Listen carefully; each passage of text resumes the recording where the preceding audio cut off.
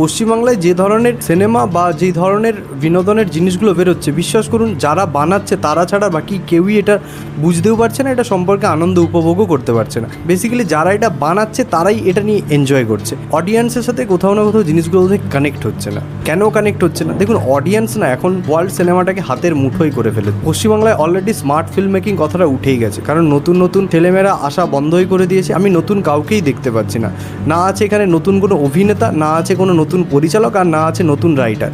এবার পুরনোরা যারা ছবি বানাচ্ছে পুরনো গতানুগতিক ধারা থেকে এখনও বেরোতে পারছে না, আর নতুন প্রজন্মের জন্য যে ছবি সেটাও দেখতে পাচ্ছি না। ইতিমধ্যে আমরা একটা জিনিস বুঝে গেছি যে ওয়ার্ল্ড সিনেমাটা এখন মানুষের হাতের মুঠোয়, মানে ওই ওটিটির প্ল্যাটফর্মের মাধ্যমে বা হিন্দি ডাবড ছবি প্রচুর পরিমাণে মানুষ দেখে ফেলেছে।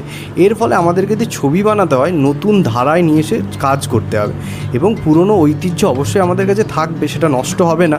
বাংলা ছবির যেভাবে একটা ঐতিহ্য ছিল সেটা বহন করব বলে আমরা নতুনকে আহ্বান করব না, এটাও কিন্তু ঠিক না।